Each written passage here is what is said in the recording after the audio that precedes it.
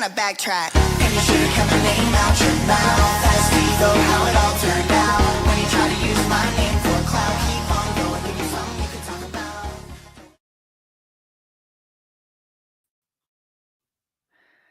Hello everybody, good morning. How are you doing this fine Wednesday, June 18th, 2025. We are here for another day of Diddy, and apparently there's already drama going on. Okay, so look, listen. Brendan Paul, the alleged rug mule, he was supposed to testify on Monday. At the latest Tuesday. Yeah, that was yesterday. Now it looked like he might testify. He might not testify today either. Let me show you what I mean. The judge says a juror had vertigo on the way to court and can't come today. Does that mean the trial is canceled for the day? The judge said, I don't see how we can.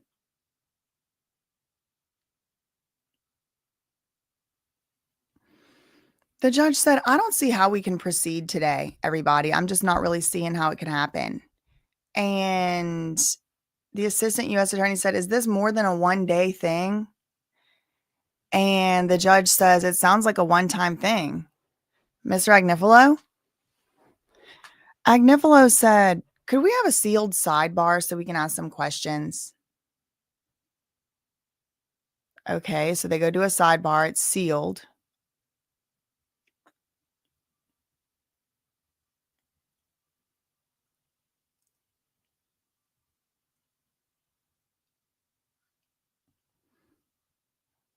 Okay.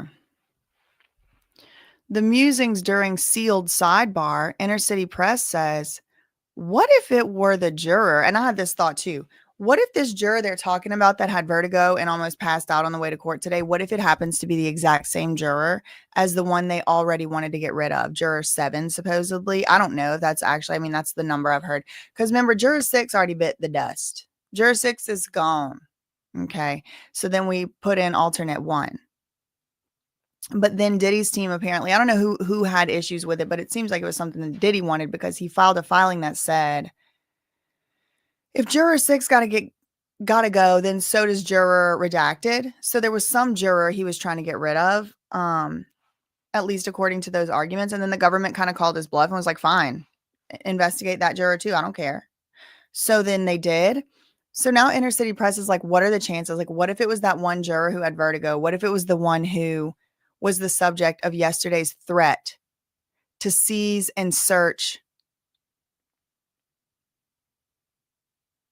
cell phones?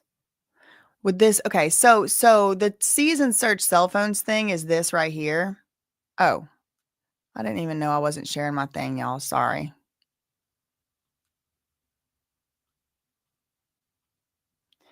This is the TMZ.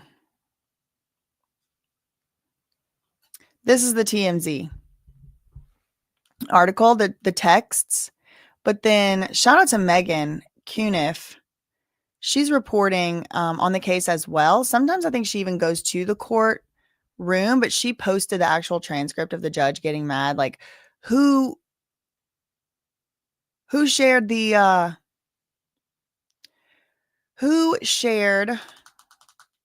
the sealed meeting that we had? Whatever, the judge was mad. He's like, somebody's lying. Well, someone's lying. Remember, the judge said, thank you. Shout out to Megan Cuniff. I did post her link to her Twitter down below in the description box. But in this little thing here, the judge says he kind of threatens to take their phones. He says, the court emphasized in that order that it expects that the parties and any individuals or agencies subject to the order will strictly adhere to the terms of the order, the gag order, to not be running your mouth about sealed stuff in the case. A violation of that order, exactly what happened here, there is no doubt about that, may result in civil or criminal contempt charges for all those involved. The court issued that order so this case could be tried on the facts presented in the courtroom, not through the media. That is exactly what the defense asked for. So this is all over, I believe, this article. Juror gets mysterious text. Judge worried he's blabbing. So they changed the name of the article back again to blabbing instead of talking. Exclusive. They don't tell you who wrote the article because they don't want anybody getting in trouble. Diddy trial on the verge of another jury shakeup due to one of them getting a strange text message that's left the judge with concerns. This juror is talking about the case outside of the court. Sources with direct knowledge tell TMZ the juror alerted the court on Friday, right? Sources with direct knowledge tell TMZ that this juror came to the court and alerted the court on Friday. Well, how would TMZ know that? That wasn't public. Alerted the judge about a text message from a phone number he didn't recognize, asking him if he was juror 6. Now remember, juror 6 is the one that's gone. He spit the dust. He got dismissed. We are told by an exclusive source, this other juror wanted the judge to know about the mystery text. This is all sealed information. The public wasn't supposed to know this yet, or didn't until TMZ came out and said it. The juror wanted the judge to know about the mystery text, and the judge did indeed have a lot of questions for him about the message and the phone number from which it came. So how would they know about the judge? How would TMZ know about the judge questioning this juror if it was all under seal? Well, one of the sealed parties had to have said it.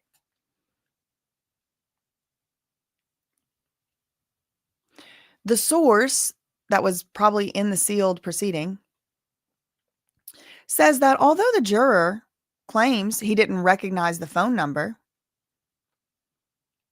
the judge has concerns he might be discussing the trial with other people, not on the jury. Well, he ain't supposed to be talking about it with the jury members either. Obviously, that would be a major violation of the judge's instructions, but this is a violation of the judge's instructions, whoever this source was. While the judge has not sequestered the jury, they have all been instructed not to discuss the case with anyone or read any news about it. Monday morning, right after he dismissed juror 6 over inconsistencies about where he lives and issues with his candor, the judge said he would deal with the juror 7 issue later. After Monday's testimony, he did not do that. Then he said he would do it on Tuesday, and then I guess maybe he did, but it was in the super secret closed door sidebar, and everybody got kicked out the courtroom. So here they are here.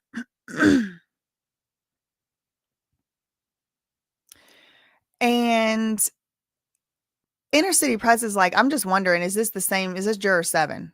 Subject of yesterday's threat to seize and search cell phones. The judge was like, if this happens again where nobody knows. So here's the Megan Cuniff one. He said,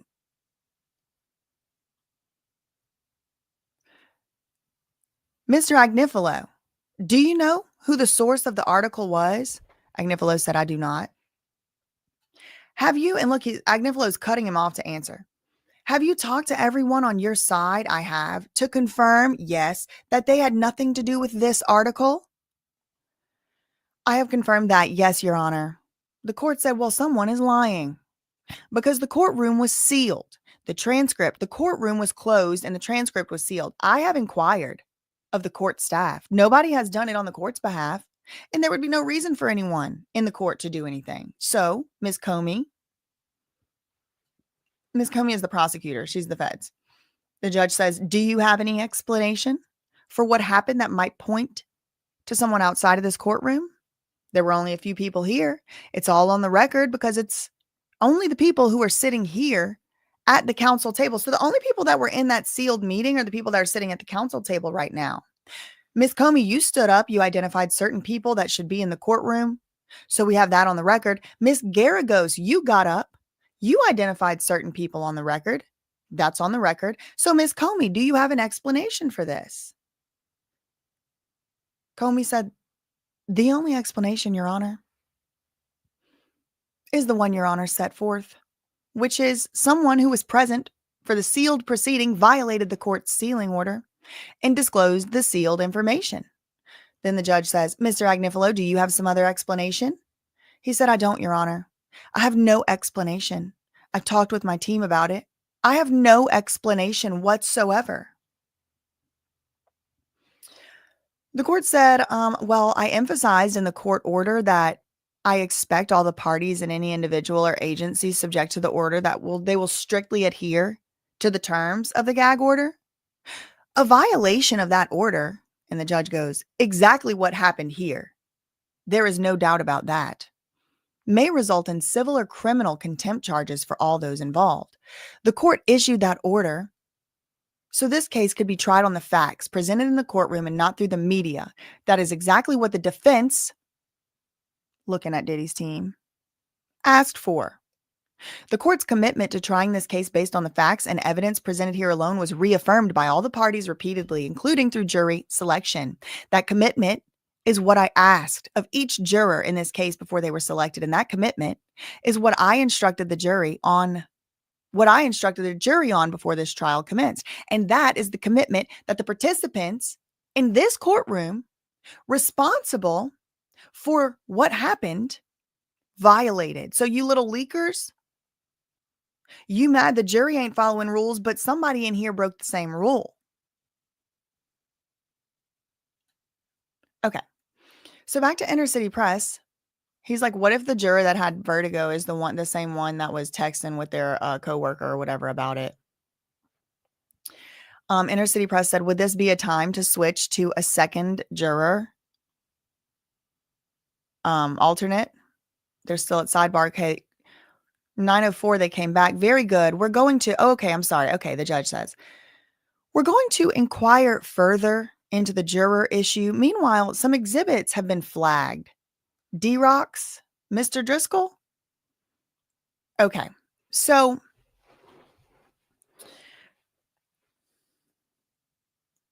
is D-Rock going to testify? What exhibits are we talking about? D-Rock's exhibits? I don't know what we're talking about right now, but the judge is like, there's been some exhibits that have been flagged. There's exhibits that the government wants to bring in. Oh, okay. I think it's because they're going to show probably some text messages between Brendan Paul and D-Rock. But Diddy's lawyer is like, I object, Your Honor. There's no foundation for that. This is one stop. Okay, so there's allegedly some type of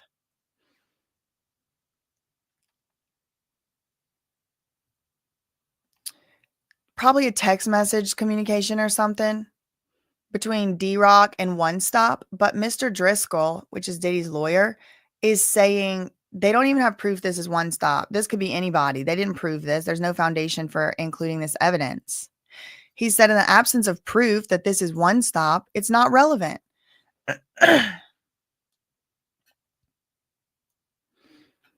The judge said, well, okay, I don't know about it's not relevant. It's obviously a drug transaction. But Miss Steiner, to the feds, with whom is this exhibit supposed to be used? She said no particular witness, even if it's not One Stop. There's so much in the text message about substances, Your Honor. The second chat is about 3 bottles for a price.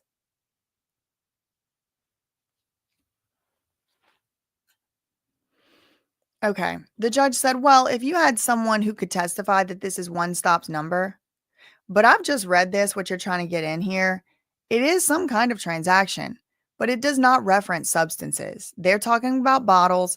We don't know what it's for. The feds say, okay, but we have another exhibit. We may have another exhibit that we can establish that this is One Stop's number. The judge said, okay, we'll see.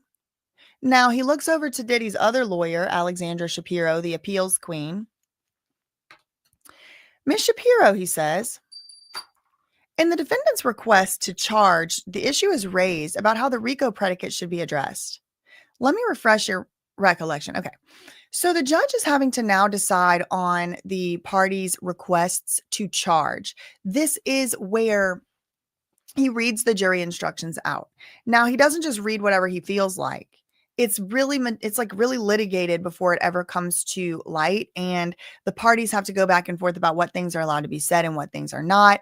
So the judge is just asking Diddy's side about something that they had argued.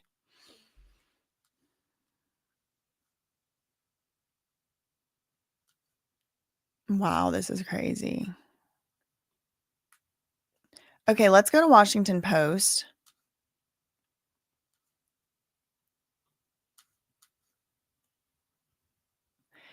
35 minutes ago, attorneys are milling about in the courtroom, but the judge has yet to enter to begin today's proceedings. Diddy is back in a light sweater with a collared shirt, talking across the table to his lead counsel, Mark Agnifilo. To his left, as usual, is Brian Steele. Behind him are Teeny Garagos, Nicole Westmoreland, and Alexandra Shapiro, standing in a circle chatting. Yet more jury problems could disrupt court today. We are now waiting to find out whether the trial will even proceed on Wednesday, after yet another juror issue has cropped up. One of the jury members couldn't make it to court today because they experienced vertigo symptoms while commuting and had to turn around. The parties are discussing the matter, but court may be adjourned as a result.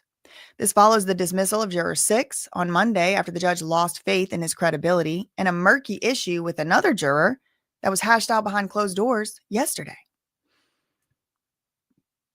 The parties will first meet in a sidebar before we get a decision on whether the trial takes place today. After a juror experienced vertigo, one of the big concerns here is whether this juror's condition is temporary or if it may be ongoing, which might entail replacing the juror with an alternate. Lead defense counsel Mark Agnifilo asked for a sealed sidebar chat, meaning unavailable to the press and the public, because the lawyers are expected to ask questions about the juror's medical condition. Defendants, that's Diddy, cannot participate in sidebars, but Diddy is able to see what the judge and attorneys are discussing via a live transcript on monitors at the attorneys' tables. So Diddy can read what's going on at the sidebar. He's following along intently, leaning in and reading the feed from the monitor at Teeny Garagos' empty seat. Garagos, of course, is at the sidebar. The judge said the court would ask further or would inquire to learn more about the juror's condition. It's unclear at this point whether they will try to replace the juror who experienced vertigo symptoms on their way to court Wednesday morning and had to go home. The parties are proceeding for now by going over some evidence the government wants to present, which the defense is objecting to.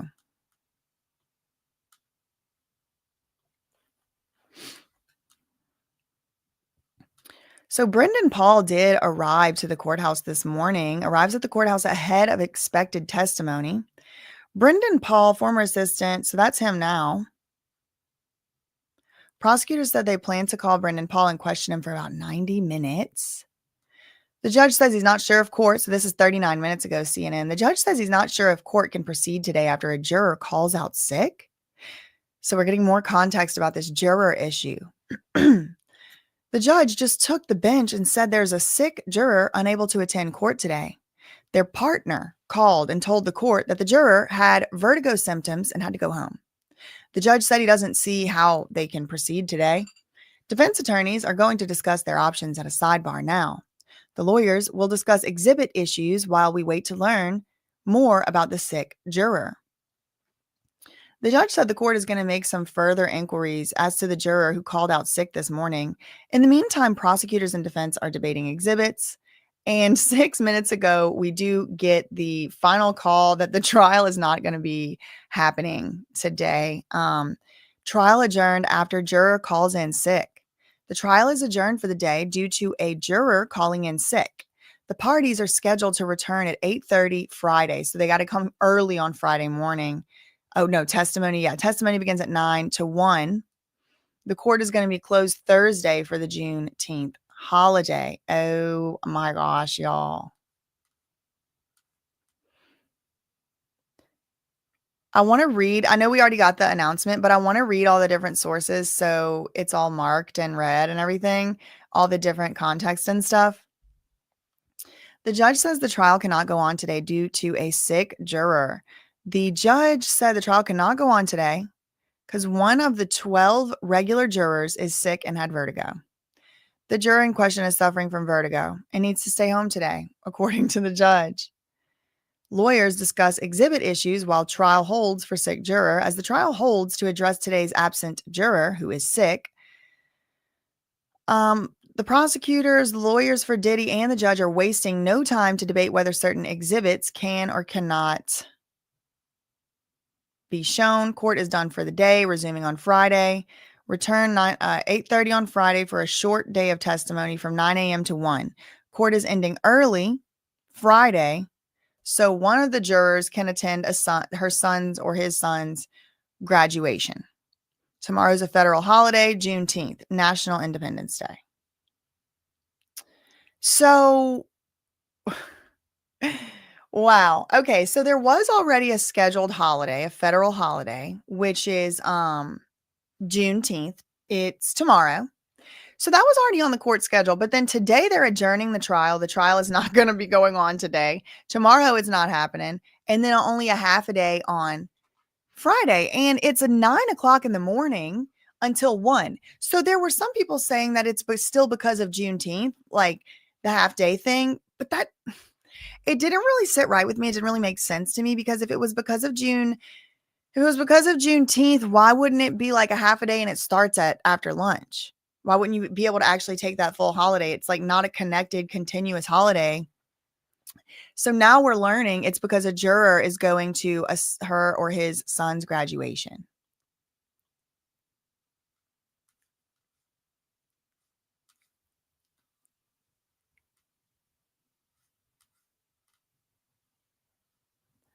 There's Brendan Paul. 2 minutes ago, after a brief discussion about the admissibility of some text messages involving an alleged substance dealer, court is now out for the day on account of a sick juror. It's unclear whether this juror will be able to return, and the court will make further inquiries about their condition. Given the Juneteenth holiday tomorrow, it's unlikely the government will rest its case on Friday, as had been expected. They were supposed to be done today with their case. Then it was Friday, which is the day after tomorrow. It's not even tomorrow. Now it's like probably not going to even happen by Friday, because they only have a half day.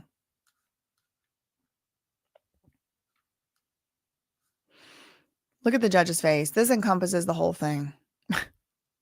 Judge says he's not sure if court can proceed today. The juror called out sick. He took the bench to say that there was a sick juror unable to attend court today. Their partner called and told the court they had vertigo symptoms and had to go home. The judge said he doesn't see how they could proceed today. Trial adjourned after juror calls in sick.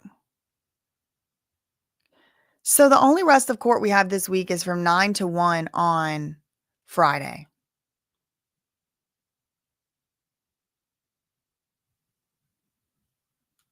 Let's go to Inner City Press.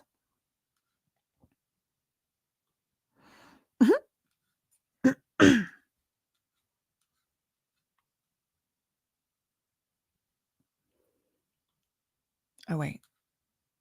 So the judge says, okay, we'll see. Miss Shapiro, in your request for the jury instructions, how you want them to be worded, the issue is raised about how the RICO predicate should be addressed, probably arson. Let me refresh your recollection.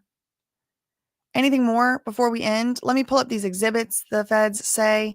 The judge said, I'm looking at 432. Seems it links the number 7333 with one stop. Diddy's lawyer said, okay, but you still can't say that this is drugs. One stop could be selling in bottles of water. The judge said, okay, fine, what? What does FB stand for? The assistant U.S. attorney said it means football, the shape. Cassie said that the perks were yellow.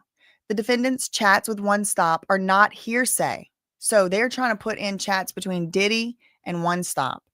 This applies to D-Rock chats as well. The judge said, yeah, but that doesn't address what Mr. Driscoll is saying. What Mr. Driscoll is saying, that's Diddy's lawyer, is that, yeah, you can say this is text with One Stop, but you can't say FB means drugs. You got to lay a foundation for that. She said, okay, Your Honor, Exhibit A 432 is a longer chat with references to drugs, including yellow footballs. The judge said, okay, why don't you send that to the court? Then Inner City Press is like, is that going to be docketed? You going to put that on the docket? Probably not.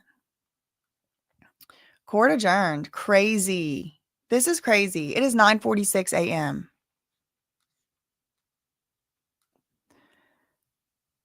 Inner City Press said the trial is adjourned today because of the vertigo juror.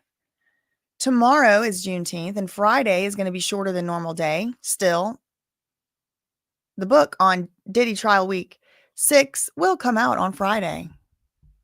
Perhaps shorter than the others and even more affordable. Shout out to him. Wow, this was a crazy day, y'all.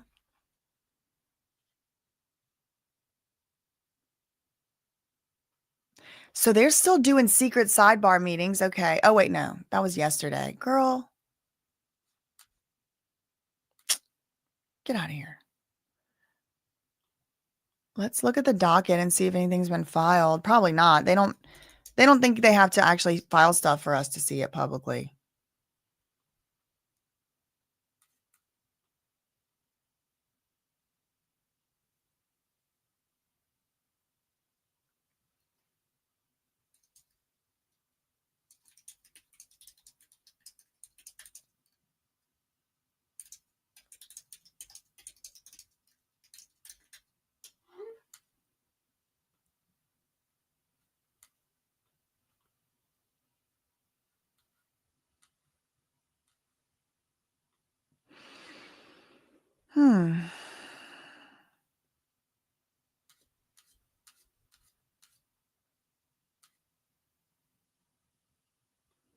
No, nothing new. They haven't filed anything on the docket in 2 days.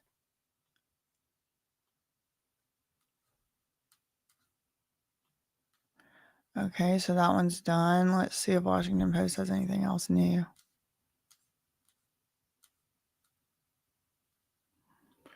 Wow, this is something else, y'all. All this jury stuff. All this jury stuff this week.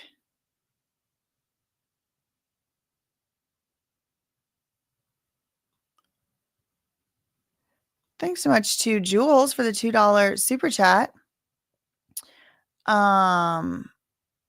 Luke 10:19, behold, I give unto you power. Thanks so much for that $2 super chat. I was wondering if you were, thank you, Adam Freeman, for the $10, going to address the channels who was calling you mafia. I was subs to N. Rubin and saw the live. She's saying you refused to mention her name. What? And everyone works for Diddy. Are you talking about Natanya Rubin? Calling me the mafia? Certainly there's been some type of mistake. Refused to mention her name. I'll talk about her name. What do you mean? This is news to me. This is news to me. I have no issues with Natanya Rubin. I like her a lot, actually. So I don't know. Maybe this is like some type of trolls trying to stir up. Maybe it's some type of trolls trying to stir up drama or something, girl. I don't know what that's about. Thanks so much, Brittany, for the $4.99. Will there be any consequences to this stuff happening? The judge seems way too lenient.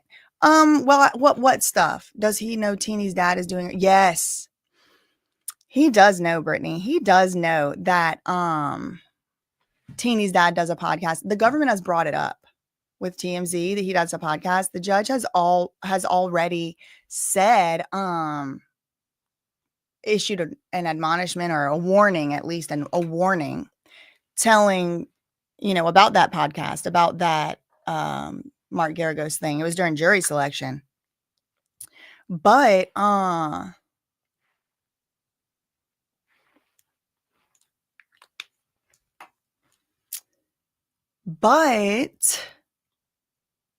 the judge did warn them yesterday about this leaked TMZ article thing. He was like, don't be surprised if there's a criminal investigation, especially if this happens again. But thank you for that $4.99. To fellow hardworking Virgo. Thank you, Tina Bailey, for the $3 super chat.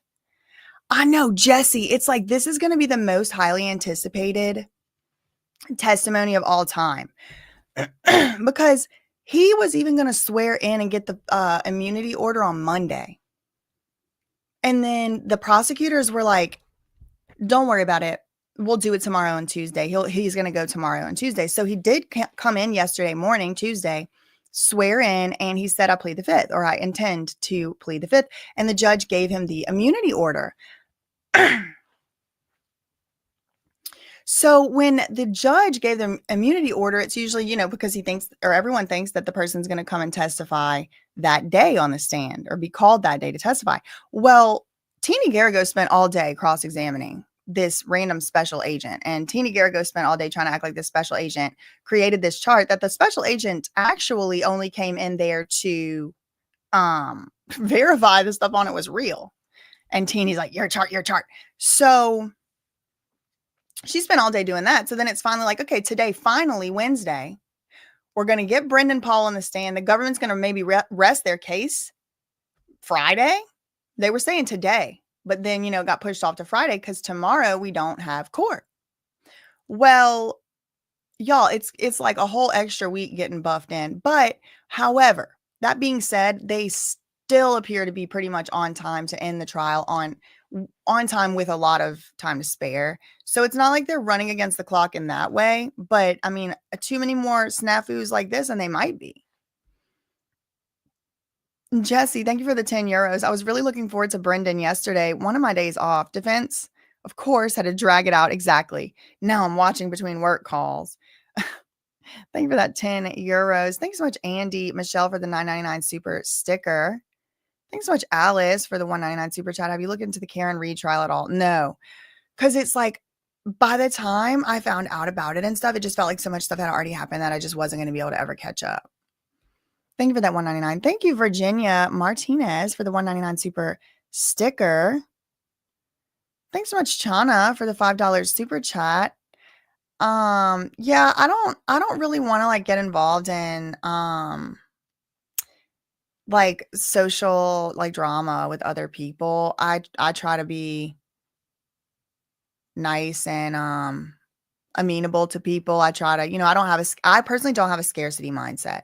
So I don't really see like people as competition and stuff. I don't have competition. There's no competition with me because I'm one of one.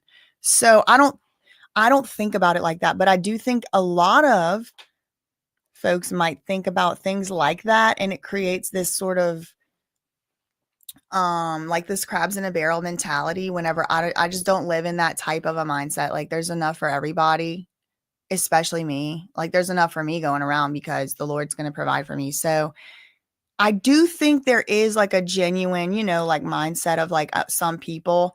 Obviously, I didn't hear about this. It looks like there's a couple people saying stuff. I don't personally, I don't involve myself with stuff like that. If people has a problem with something I'm doing, they have to take it up with the Lord because that's my boss and that's who I work for. As far as interpersonal relations, I like Rabbit. I like Natanya. I like, the people that I mention on here. And for the most part, even if I don't like somebody, I'm not going to be like making a YouTube drama out of it. Like I have a job to do, I have things to do. But if somebody does have an issue with something I'm doing and I like that person, that would probably hurt my feelings and make me feel, sad. I don't want people to like me or whatever. But at the end of the day, they just got to have to take it up with the Lord because that's my boss. So, yeah. I think I've said what I need to say on that. Okay. I guess that's it on this. Okay. So I will tell y'all, I have, I've recorded a video about the R. Kelly situation, y'all, and it is strange. It is very strange, this whole R. Kelly thing. Thank you for the 199. No, day 2 delaying Brendan. Why does this seem so sus? I think it seems like it because of just like the jury stuff going on. It's like every single day. It's like all of a sudden now we have all these jury issues, and I don't know. It's very strange. It is something that feels kind of like, people were predicting like Diddy's going to tamper with the jury. Diddy's going to follow the jurors home. And it did kind of seem like a little far-fetched. But the fact that those theories had been now planted in the collective consciousness, whatever, it seems like less far-fetched because it's like, well, okay, one juror gets kicked off because he's not, he don't have no candor. There's also some other background issues, like maybe he can't read or something. I don't know. But the issue that really they had was that the juror,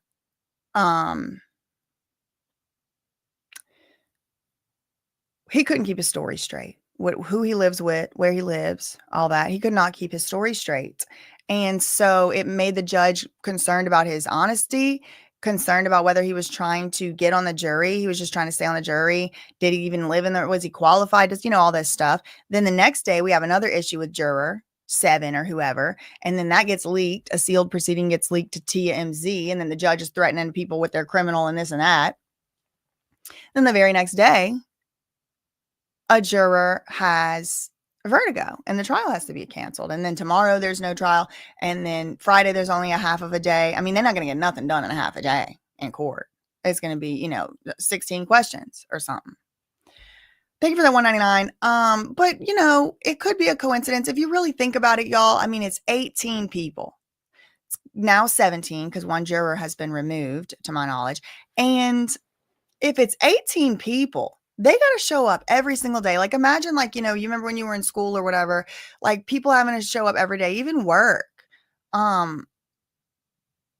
Somebody calls in sick from time to time. You got 2-month trial. It's almost kind of like could have been expected. And then if a juror can't make it one day, what do? You kick the juror off? Yeah, I don't know. Actually, I wouldn't have actually known what they would do. This is the first time I really thought about it to any degree.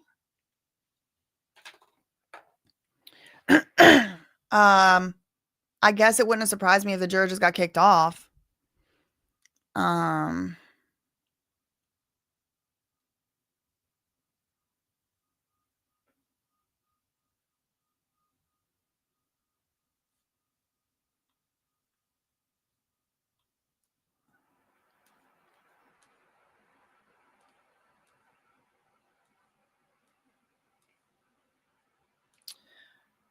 Just seeing if Inner City Press is going to update anything else. So, yes, no, the R. Kelly thing is very, very strange. The R. Kelly situation, because he had a whole lawsuit going on against the Bureau of Prisons. He was suing the government. He was suing the Bureau of Prisons. He was suing the government. He was suing prison guards for leaking and selling his information to Tasha K, who then further disseminated the information. This is all alleged. This isn't a lawsuit. Well, R. Kelly's lawyer was like, we got some smoking gun, we got some breaking news or whatever. And he was doing the press run. And then he was like, there's a plot to unalive R. Kelly. And he's doing the lawyer is doing the press run and saying there's a plot to unalive R. Kelly. And very strange. And even on the interviews, it's like, the newscasters are like, you're saying the federal government has the plan to kill R. Kelly in prison? Please, please, please. Y'all, like a week after that, the government comes out and says that it's a deeply unserious theory. They're like, this is so unserious. Please give me a break.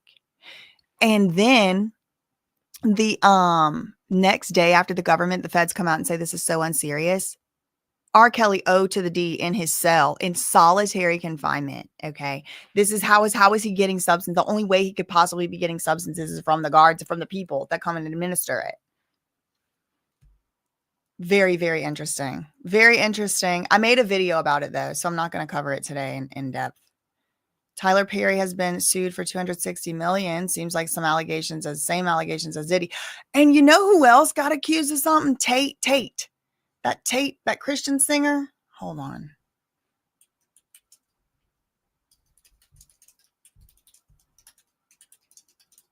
It was a scathing expose. Michael Tate. I got to make a video about that too. He came out and admitted to a double life. And he was like a evangelical, like, in the church and all this. And he was a big time Christian music producer. You remember that band, the Newsboys? It was like a Christian contemporary, whatever, like back in, the 2000s or whatever. He was associated with that somehow. Maybe he was in it, the lead singer or something. I don't really remember exactly. But he's now been sued.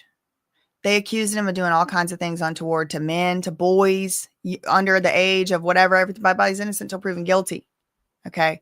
But it's a lot coming out, huh? I did see Tyler Perry was accused of something, just headlines. I didn't even really look into it at all. Thank you for that $4.99. Thank you, Danny's Diary, for the 199 super chat. Have you read the Tyler Perry lawsuit? No, same thing, right? I haven't. Maybe I'll do that a little later.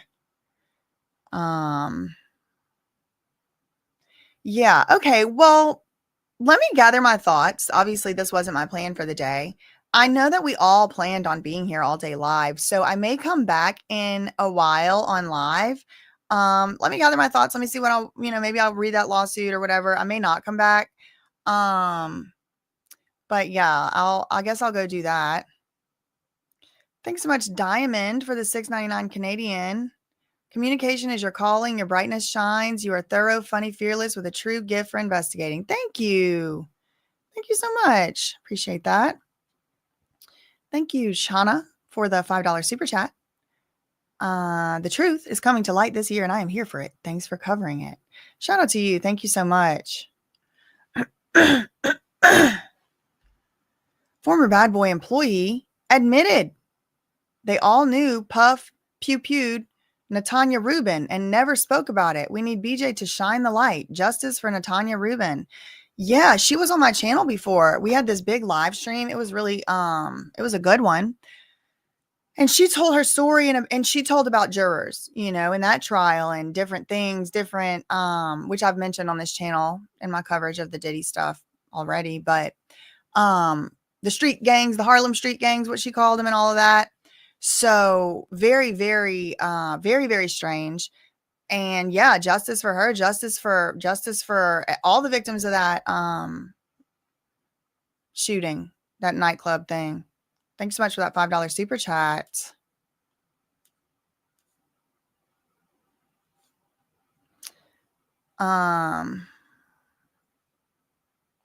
Listen, Kristen said, as a Christian, I want the Christians who are doing these things to go down more than the Diddies, because they all need to go down, because those using God's name to do evil things needs to go down. I think that's just part of the rules, right? Seems like it's just part of the rules. Laura said, "Ooh, I'm about to be so productive this afternoon. Love you, mean it." Thank you for that $5 super chat. Oh my God, my dad used to make me listen to the Newsboys. Shout out to the mods in the chat. Shout out to the mods in the chat. Their links are linked below. If y'all want to support the mods, give them a little tip, give them a little thank you, give them a little, buy them a little coffee or something, help feed the cats. Thank you, No, for the $1.99. I'm on board to read through the Tyler Perry lawsuit. Thanks so much for that. All right, y'all. I will maybe see y'all in a little while. If not, see you Friday. Well, I'm sure I'll see you before then. But that's all I really had for right now. In the meantime, facts ain't defamation, and neither is giving opinions. Girl, love you, mean it. Okay, bye.